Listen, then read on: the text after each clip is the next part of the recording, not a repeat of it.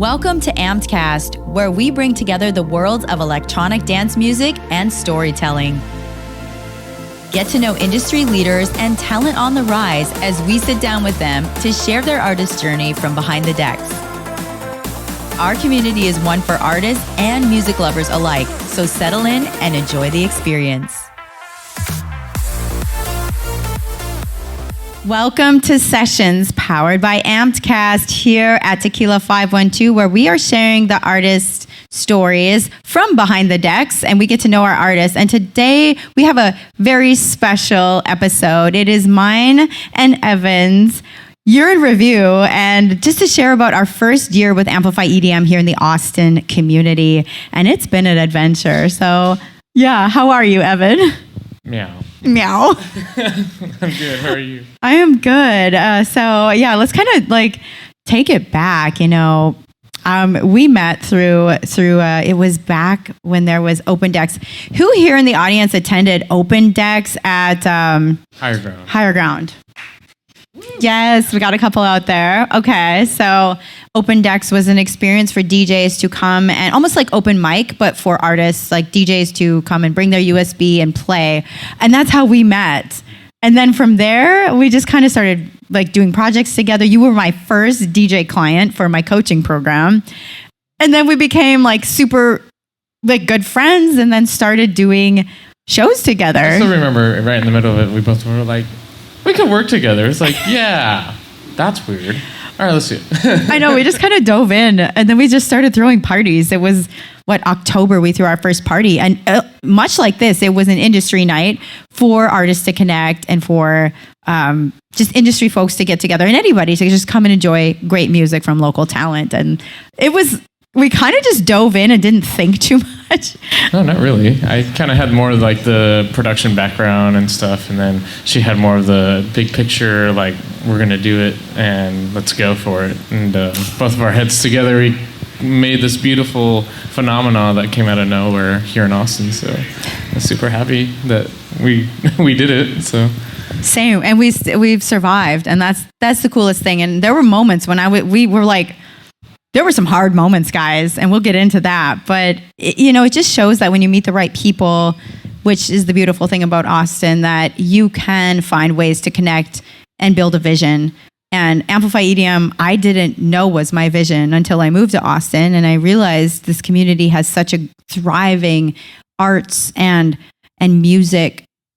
Just like the people were really into that. And I thought, wow, how can I help this and use what I do to kind of inspire artists, like that visionary and like helping artists to grow. And that was my why. Like it came from a place of rediscovery of myself. And through that, I fell back in love with music and the people in this community who are out there on the grind, out putting their name out there, growing. I see so many of you that I've met through the industry, and I'm just honored to know you. And so, yeah, tell me, Evan. I know I've been talking a while.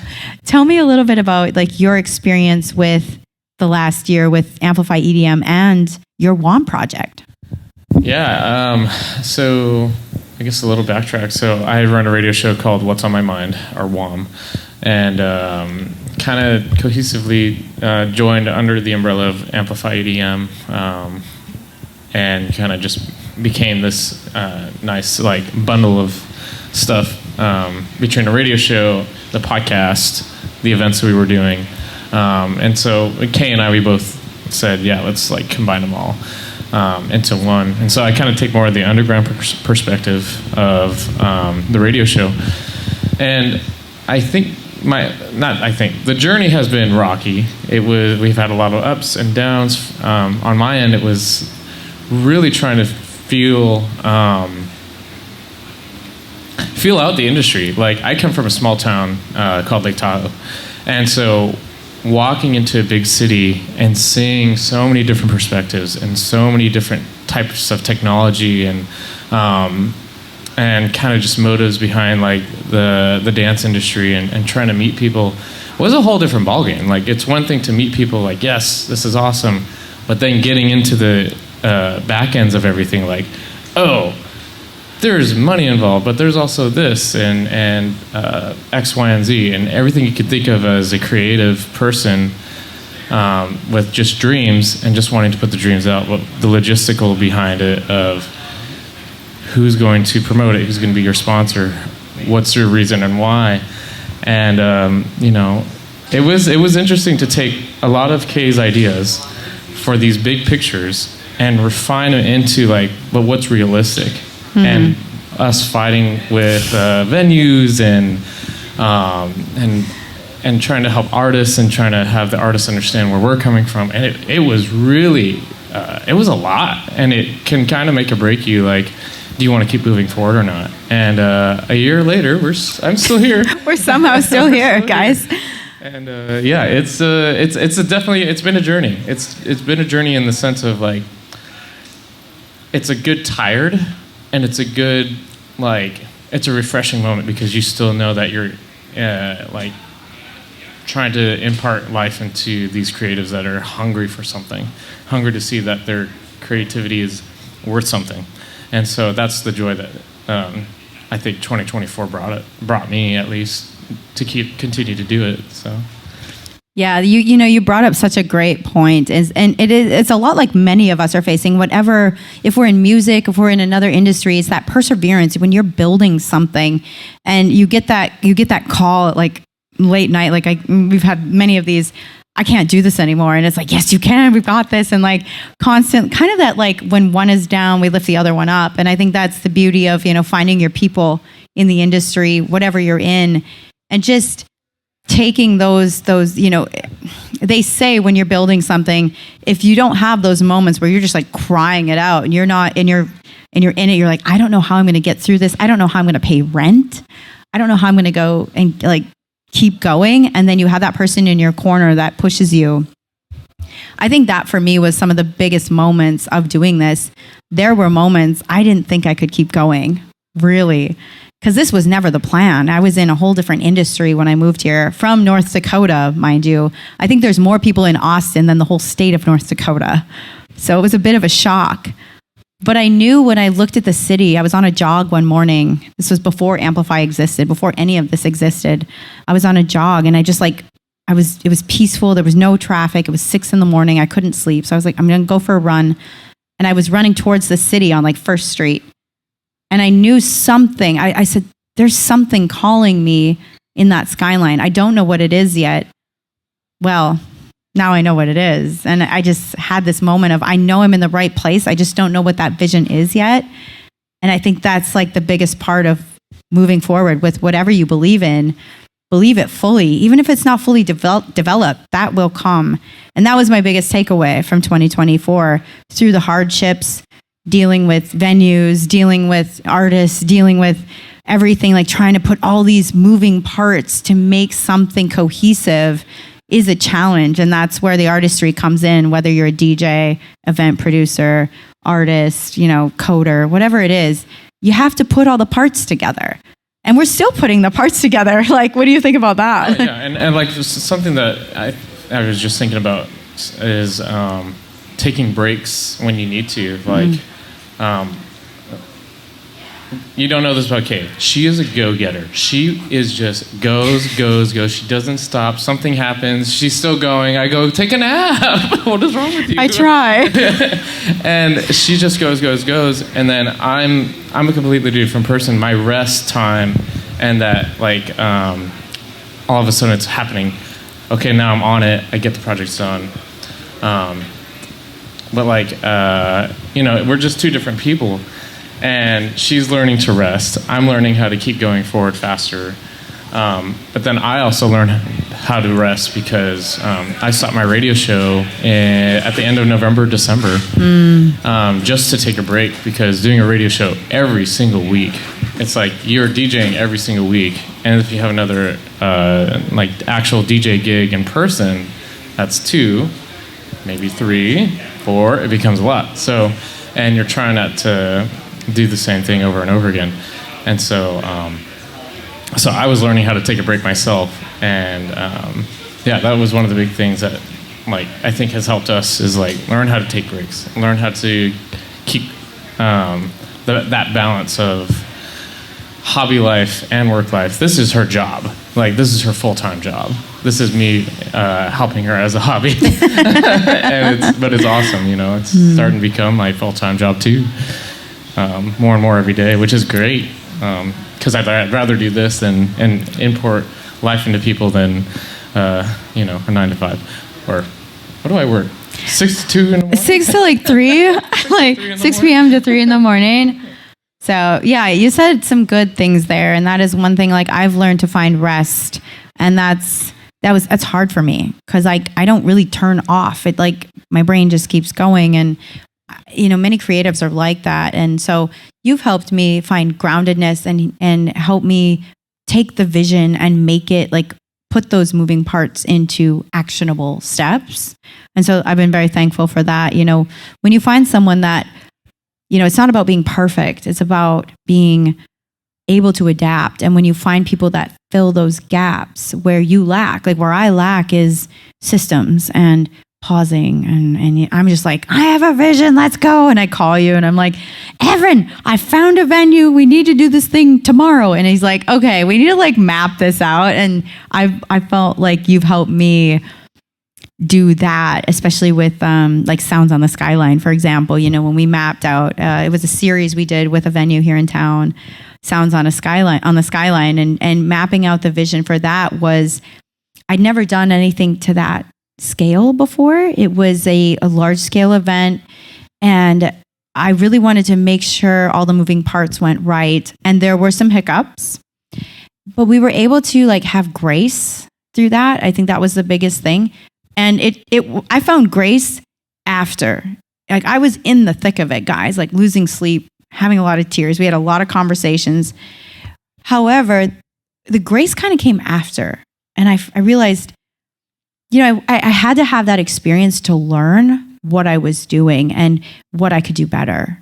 And we learned so much through that. And it was a beautiful series. Yeah. Yeah, it was fun. Like, it was fun to learn, and it was fun to like really show each other's edge of like, look, we got this, or I don't got this. I don't got this at all. I don't got this at all. But I feel like I do. And I'm like, no. Like we have to stop. We have to like be that yin and yang of like tell each other like the actual important stuff. And it really grew us as like in our relationship of like how to be really honest with each other, because you have to have that honesty so we can move forward. Because if we're not honest, and we're not honest to the people that we're investing in, hell will break through really fast. And so it was really a learning process of like, how do we be honest to the creatives that are entrusting us that we have a division in the industry here in Austin to move forward. So like that was a beautiful, like, Sounds on the Skyline was us crying for help. I feel like I'm like, oh my gosh, this is the sound of like, how do we do this? How do we do this thing? Yeah, like transparency, honesty, and transparency. I think when you find the people to surround yourself with that you can be honest and transparent with, I think that's such a blessing, and it's such a huge gem in what you're working on, because there's so many people out there, and there's so many projects to do. And that was one that we stepped out of our comfort zone, and we were like, okay, this is a whole new space. How do we make this happen? Which reminds me of kind of another space. So we were in our inaugural space, which was in East Austin. And then we leveled up to a much larger space on 36th, the venue. Oh, the venue. The venue. And we kind of jumped that a little. I think we jumped it and we were like, oh, snap. Like, how are we going to fill this place? I think it was 2 parts. So I had done my radio show, celebrated its episode 100. And that was just crazy in itself. Oh, my God. Thank you for your help on that one. Oh, yeah. That was a great event. And I think because we said, oh, yeah, we got, I don't know, it was like 150 people through the door, which is not that many. But for me, it was like, that was the biggest event I've ever done in my life. Mm-hmm. It was kind of just trying to figure out like, okay, I think we could go bigger. And then we realized we were too short in the game when we moved from one place to the other too fast. Yeah. We didn't have an announcement in time. It was like, okay, now we're in this giant space and there's no one in here. I was like, oh.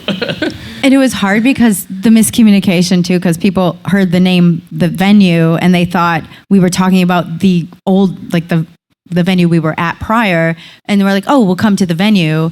So people were showing up at the old location. And so we had to like get them to come over. It ended up being okay. We had it was our first podcast, live podcast event. That was the first day of Ampcast. Yeah. So, but we did, and then it got bigger and bigger. And like you said, like WOMM 100, or WOMM Boiler Air.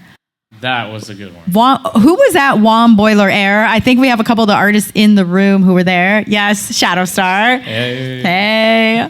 Shadow Star. And Shadow Star is an artist that played at that event. And that event, okay, that was redemption. That event was like, we crushed that one, you know. Talk about that. Yeah, that was I would say that was the second event that I did for WOMM. I don't know. I got the opportunity asking, hey, we need a date to fill at the venue. Can you fill it? And I go, I think I could pull some strings. And I was like, you know what? This lines up at 120. Maybe every 20 episodes I do like a big event. And, I just had this crazy concept because I do that. And she's big picture. And so she was like, yeah, you could do this. And then I'm also like worried about all the little details. And it was like the first one where it was like, we met the numbers we were supposed to meet. Pretty dang close. Every single artist had an amazing time.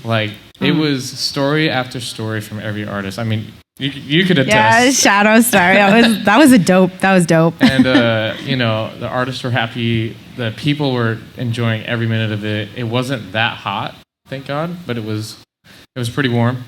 And we did the stage on the ground. And I got to play like a more techno-y set at the end with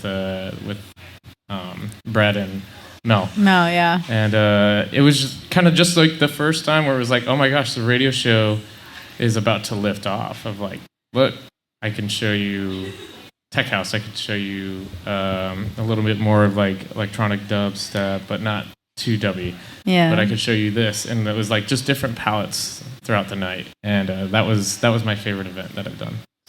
That was one of my favorite events too, because I really loved 45 AM dropped a trap set that was just so good. And that day I was podcasting in the green room, and that was another experience through this journey, being in the green room with different events. I've been in the Dallas-Fort Worth area. I've been called over there to do podcasting. Houston called me up. I did Galaxy Station last year. And I've been podcasting for 5 years, but I'd never done an experience of like a festival or being in the green room interviewing headliners.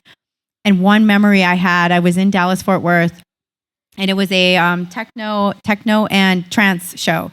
And Alex Morph, I don't know who here, does anybody know OG trance music? Alex Morph? Nobody? Yeah, no. You know what? Oh, well, OG Alex Morph, like, I didn't really know what I was in for. I was like interviewing a legend. And literally the guy walked in with 10 minutes to spare before his set. And he was like, I don't know if I want to do it. And I'm just sitting here. We're setting up, Justin and I, camera guy, Justin. We had this set up, and we're just in this green room.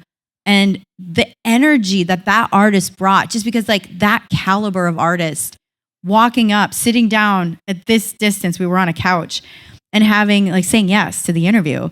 And I was like, oh, we are in business. And that energy just woke me up as a podcaster to share artist stories from all walks of life, whether you're just starting off to being like the OG, like we were talking about the days when they had a haul vinyl across, like get on a plane with a bunch of vinyl.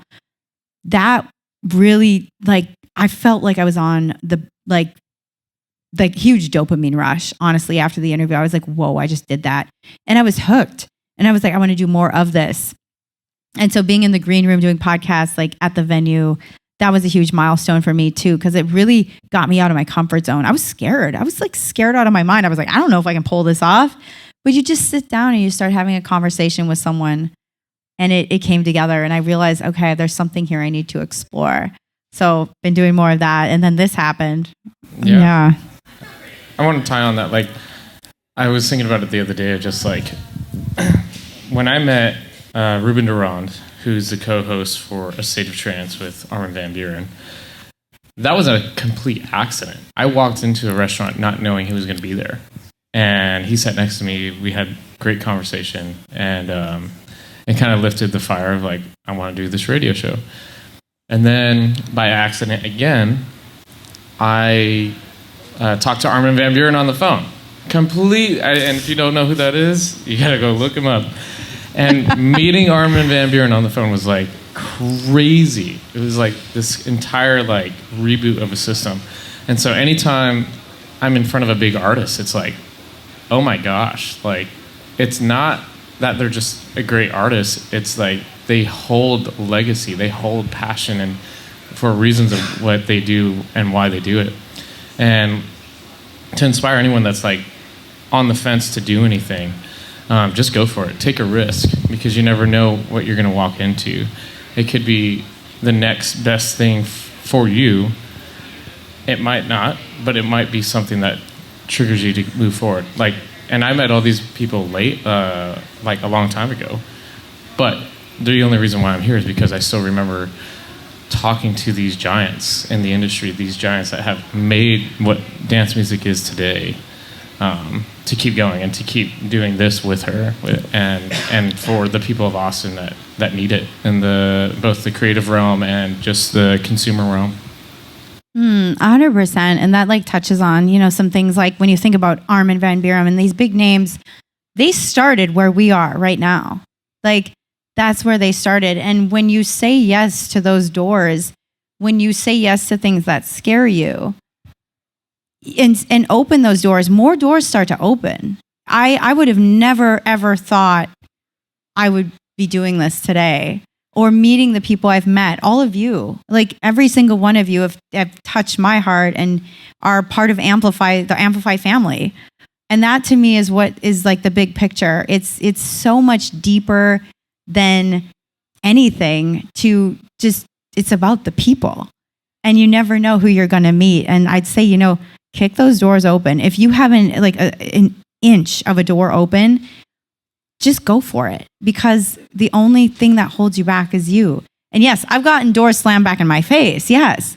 But then there's other doors that open. So, but we don't know unless we try, right? Right. And again, with the perfectionism, it's like, it's not about perfection. Like for me, my philosophy is it's not about perfection. It's about excellence. If you have the ability to do it, go do it.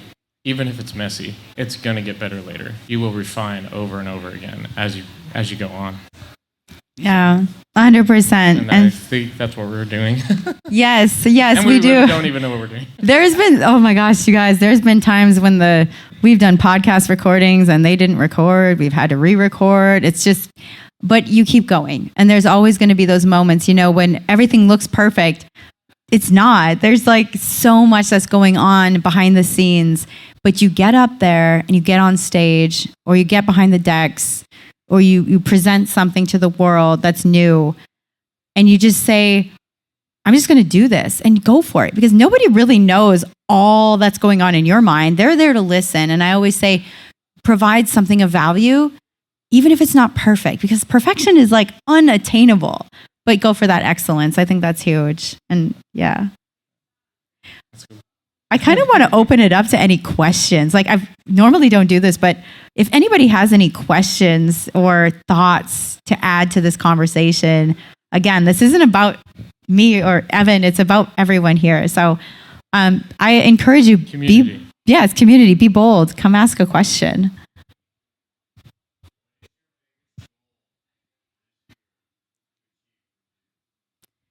What is our biggest goals for 2025 to achieve? Okay. Do you want to go? Okay. Oh gosh, that's a tough one. Biggest goal for 2025. I want to get back to my artistry. I listened recently to a podcast, Diary of the CEO, and one of his guests asked him, what's your why? Why do you do this? Why do you want to help others with what you're doing? What is that? What's the projection?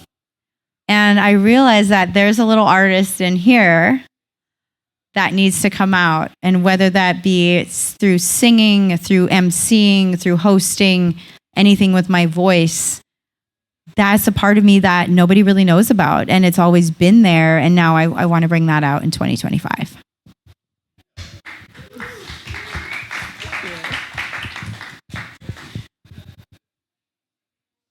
I don't know.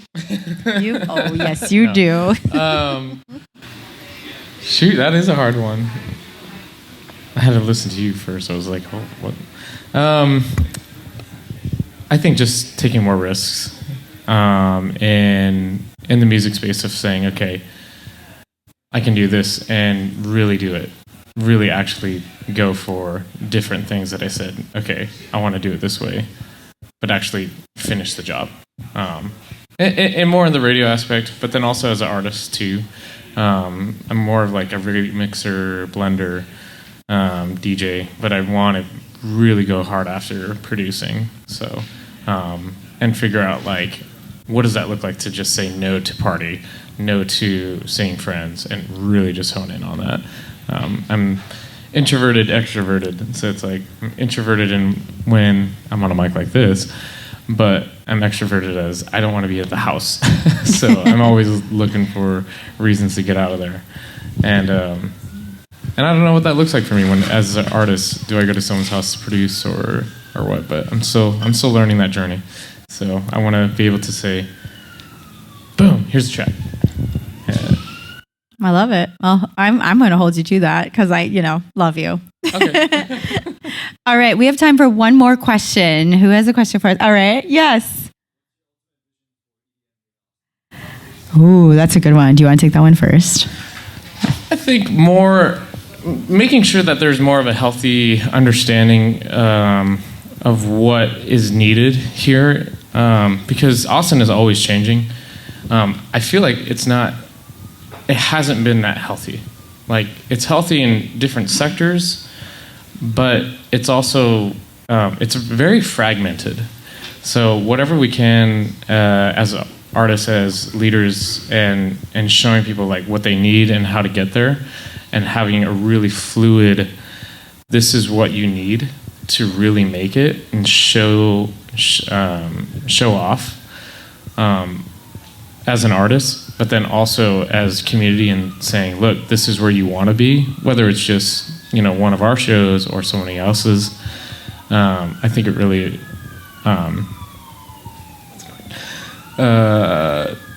that's kind of what I want to do. That's something that I really want to do, is really focus on how do we get the artists to be known. I actually just had a show the other week, and I've had 2 shows this past week, and they were empty. There was no one there. There was not that many people there to no one. And it was interesting. It was interesting to play to a dead show and people going, oh, I didn't know about it. Or people knew about it, one of the two. And it was like, or the timing wasn't right, or something, whatever. When there's almost 1 million people in the city, you could at least get 300 people through the door. What does that actually look like? And so definitely want to invest in how do you strategize in marketing? Because the artists have the art and the talent. It's getting the word out there and getting people to go to whatever it is. So. Yeah, I think I could piggyback off of that too. Looking at the vision, I'd like to be a platform for more artists. I want to build the Amplify EDM collective and, just really help artists grow, help give them the skills. I have a background in marketing and graphic design, and I want to help artists to put effort into their marketing, put effort into their growth just as much as they would their music, because you can be creating but not put yourself out there, and so much talent is lost. You lose so much. And so if I can help in any way, I want to help artists share their stories, much like we're doing tonight, continue that, and then create events like this where it's a different experience, rather than being out to a 3-4 a.m. show, which I do, I do that often, but to give a different option for people to take in music, learn about music, and kind of have like an edutainment component to music. So that's my biggest thing for my vision. Mm-hmm.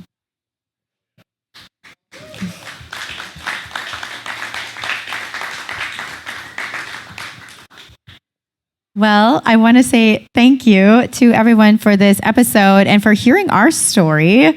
Thanks, guys. Thank you so much. Give us a follow on Instagram at Amplify EDM, as well as the Kay Cote. And what's your handle? At No Late Thing Official and at WOMM Radio.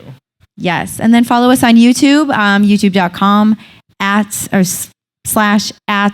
/@AmpsCast. And thank you so much.